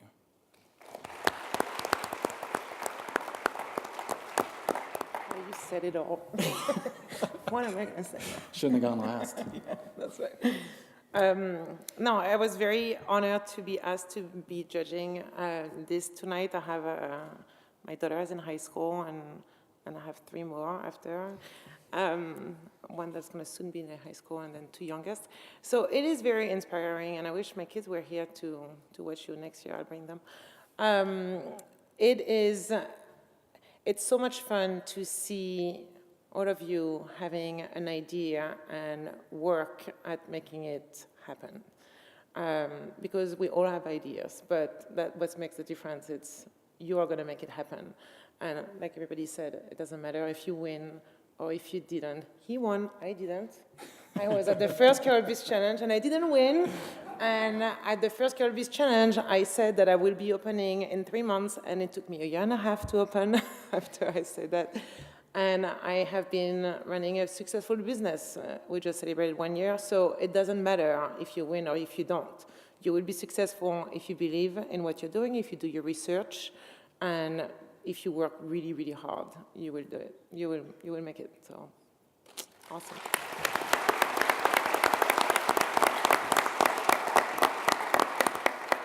Okay, and one more time, a round of applause for all of our judges for being here tonight.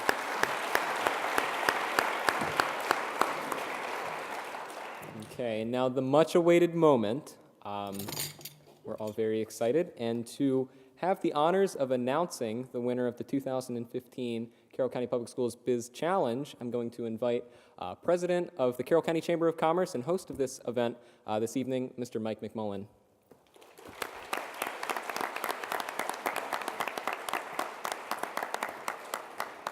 Well, first things first, how about a round of applause for the MC? Did not Matthew do a great job? I'd like to make a motion we bring you back next year to MC the contest as well. Well, this is really great. I just want to say thank you all for coming. It's so inspirational. You know, it's been a rough week for folks who live in Maryland, folks who live around the actual Baltimore area. And you see some of the things that are happening there, and it can get very discouraging. And you come here and you see these amazing youth that we have here in Carroll and what they've done and what they're capable of doing, and it makes you realize that our future is in really good hands. So give them all a round of applause again, please.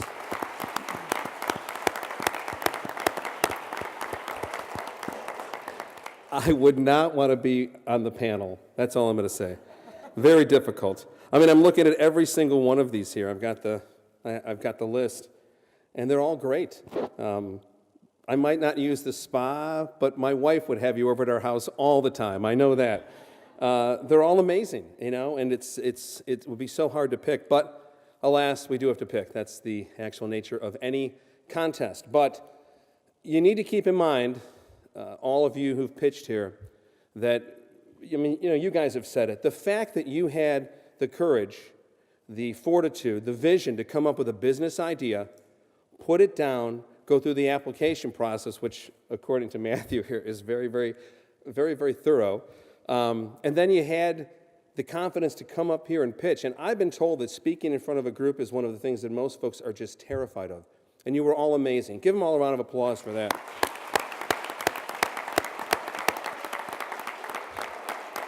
But Elen even said something that I was going to say. Elen was part of the first Carroll Biz Challenge, and she didn't win. I would have voted for her. I wasn't on the panel. She didn't win. But she opened up her business, and in 1 year, she sold something like 50,000 crepes. That's a winner. That's somebody with vision. Kids, you've all got, let's say, at least four folks up here that if you want to talk about your plan, somebody will talk to you. Call me up. You got my cell phone number somewhere. You want me to help plug you in with someone who's got a business that would be like yours? We'll have them talk to you. It's just one of the things that we do at the Chamber. We wear many hats, and this one is the one where we support education. So at that point, I guess I need to get a big check here somewhere, right? Where is it? This is usually the time where I tell you my life story starting from the age of 2 and drag this out. No, I'm not going to do that to you at all. Wow. Very nice handwriting. So, it's my pleasure to announce the 2015 CCPS Biz Challenge Scholarship Award winner, and we have Sephora De Tapas. Come on up. Mia Romero. Give her a standing ovation. Gonna have to keep clapping until she makes it up here. Yeah.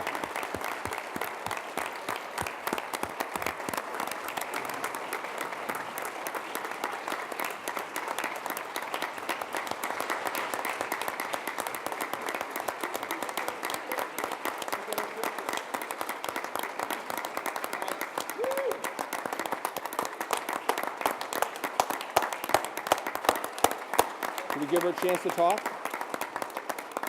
Give you a chance to say a word. I'd like to thank my family and the business department at Westminster High School, because without them, I wouldn't be able to do this. Thank you. Wonderful. Thank you. Stay up here. At that point, I would like to introduce to you the guy who had the idea for this. I don't have all the thoughts and things that all the events that we do, but I will listen to folks like Mr. Jason Stambaugh, and I'll say, sounds like a great idea, and that's how this was born. So we've got Mr. Jason Stambaugh, who's the founder and the CEO of Startup Local. Jason, come on up here. Let's give him a round of applause.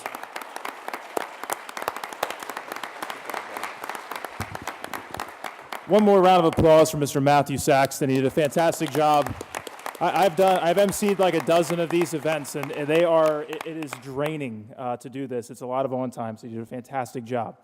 Tonight I wasn't the MC, but I get to be a closer. So for you Orioles fans out there, I hope to do a better job than Tommy Hunter.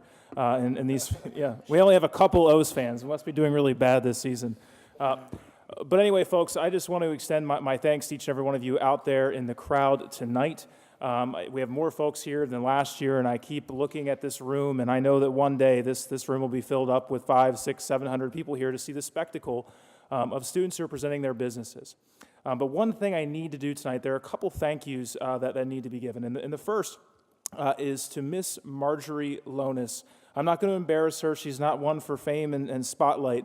But this idea, this whole experience, in the decades more of students and thousands of students who get to go through this program, it'll all go back to one meeting that I had with Mike at the Chamber and Miss Marjorie Lonis, who is the Director for Career and Technology Education here in Carroll County. I pitched her this idea. I said, Marjorie, what if we celebrated students who were thinking about business, students who were thinking about being innovators like we do our star athletes? What if we did that?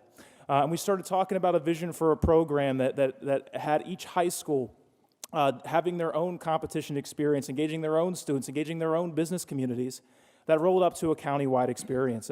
And Marjorie loved the idea and came back a week later and said, Jason, we're good to go, and this experience was born. And Marjorie is retiring this year, and so let's give her a little bit of send-off and just thank her for her contribution to this program.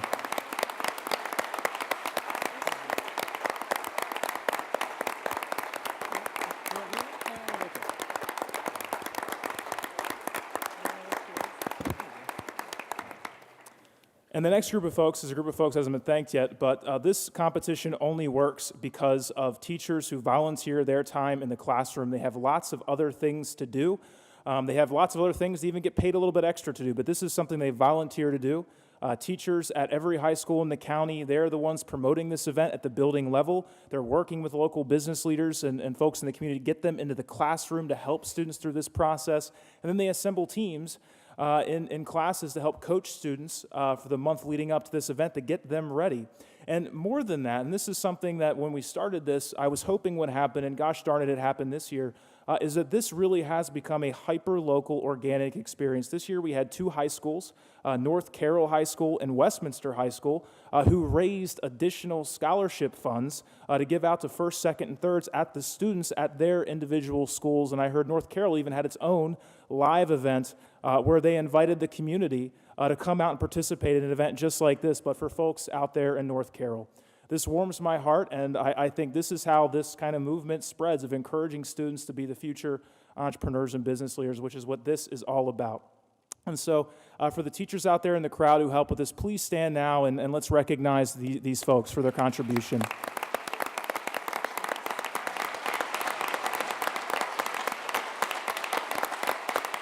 Thank you guys so much.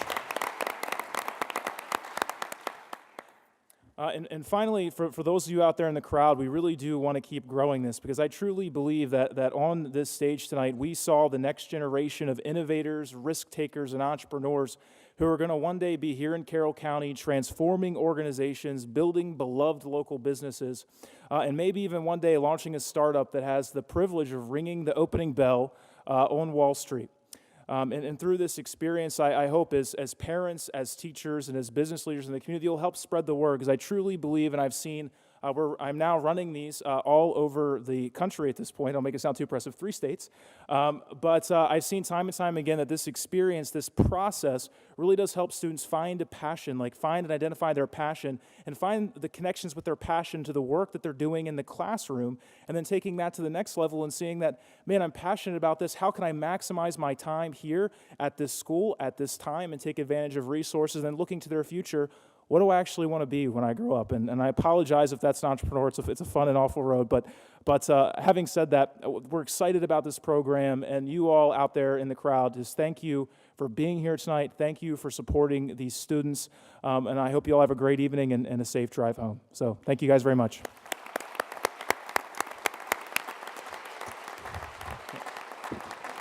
You guys are free to go. That's the end. And just one service announcement. Yeah, I should have made a more profound period at the end of that sentence. But Mia, can you? Yeah, Mia's still here. Mia, can you come up on stage? And sponsors, can you guys please come up on stage as well? I guess. with around the check. I know, that's what I was talking. Prize check. Do we,